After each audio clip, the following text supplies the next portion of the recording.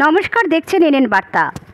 উমার পরেই ঘটবে শ্যামার আগমন, আর আজ তারই প্রস্তুতিতে কাছড়াপাড়া নবজীবন ভাতৃসংঘের শ্যামা পূজার খুঁটি পূজা অনুষ্ঠিত হলো। আমরা প্রত্যেকেই জানি, কাছড়াপাড়া স্টেশন সংলগ্ন নবজীবন ভাতৃসংঘের শ্যামা পূজা প্রতিবারই মানুষের মনকে কেড়ে নেয়। এবছর তাদের ৪৮তম বর্ষ। ২০২৫-এ তাদের ভাবনা মধুবন, বিশেষত দাও ফিরে সে অরণ্য লহ এ নগর, এর উপরে ভিত্তি করেই তাদের এই বছরের মণ্ডপসজ্জা সেজে উঠবে।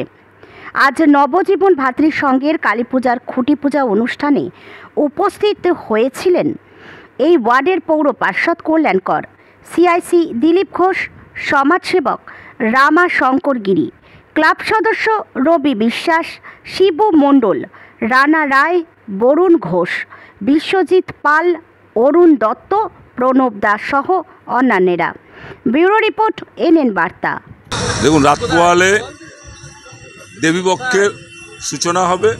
শারদ উৎসবে গোটা বাংলা মেতে উঠবে।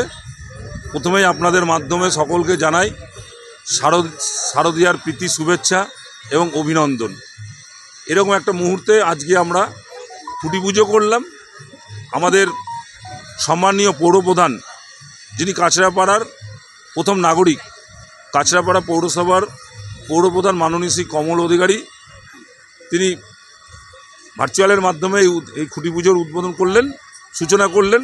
কারণ তিনি অসুস্থতার জন্য আসতে পারেননি, তার মাধ্যমেই অনুষ্ঠিত হলো।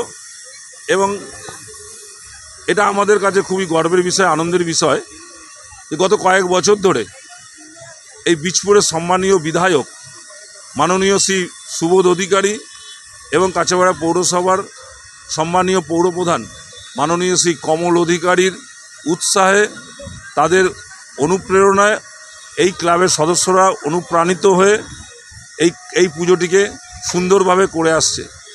এই পুজোটি যার হাত ধরে শুরু হয়েছিল, এই ৫ নম্বর ওয়ার্ডে মুরগিপাড়া অঞ্চলে গৌরবাবুড়িতে যার বাসস্থান রামচন্দ্র মোদক, নবজীবন ভাতৃসংঘের যিনি প্রতিষ্ঠাতা, তার হাত ধরে এই পুজোর শুভ সূচনা হয়েছিল। দেখতে দেখতে ৪৭ বছর পেরিয়ে আমরা ৪৮ বছরে পদার্পণ করলাম। এবছর পুজোর থিম মধুবন। সুন্দরভাবে সাজিয়ে তোলা হবে। মুর্শিদাবাদের শিল্পীরা তাদের হাতের ছোঁয়ায়, নিপুণ হাতের ছোঁয়ায় এটিকে সুন্দরভাবে সাজিয়ে তুলবে। সমস্ত মানুষ খুবই আনন্দ পাবে। এবং আপনাদের মাধ্যমে জানাই, গত বছরও আমাদের এই পুজো মণ্ডপ পুরস্কৃত হয়েছিল। কাছড়াপাড়ার একটা উল্লেখযোগ্য পুজো হিসাবে দীর্ঘদিন ধরেই এই নবজীবন ভাতৃসংঘ নাম একটা প্রচলিত আছে কাছড়াপাড়ার মধ্যে। তারা তাদের সেই নাম সুনাম ধরে রাখতে পারবে। এবছর পুজোতে তারা আরও সুন্দরভাবে করে তুলছে।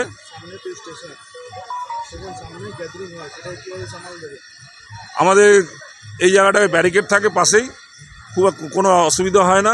এইখানে যে বাজারটা আছে, বাজারে আমাদের মাননীয় পৌরপ্রধান কমল অধিকারী, আমি আবেদন জানিয়েছিলাম যে নবজীবন ক্লাবের পিছন দিকে যে রাস্তাটি আছে, সেই রাস্তায় আপনার যে কলের একটি চাতাল, সেগুলি করে দিয়েছেন উনি।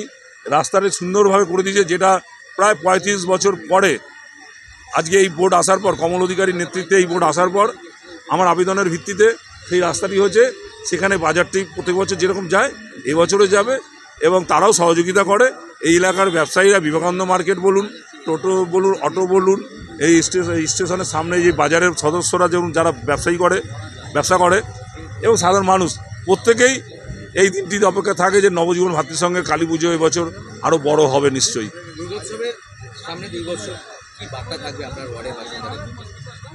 আমাদের ওয়ার্ডের বাসিন্দা দুর্গাপুজোর, আমি তো প্রথমেই বললাম যে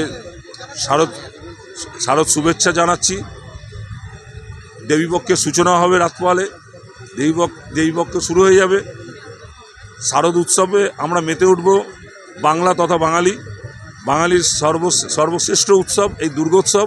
এই দুর্গোৎসব আজকের দিনে শুধুমাত্র পশ্চিমবাংলাতে নয়, ভারতবর্ষের বিভিন্ন প্রদেশে যেরকম হয়, পৃথিবীর বিভিন্ন প্রান্তেও যেখানে রয়েছে বাঙালিরা, সেখানে বিভিন্ন প্রান্তে নামকরা দেশে সেখানে এই দুর্গোৎসবে মেতে ওঠে সেখানকার প্রবাসী বাঙালিরা।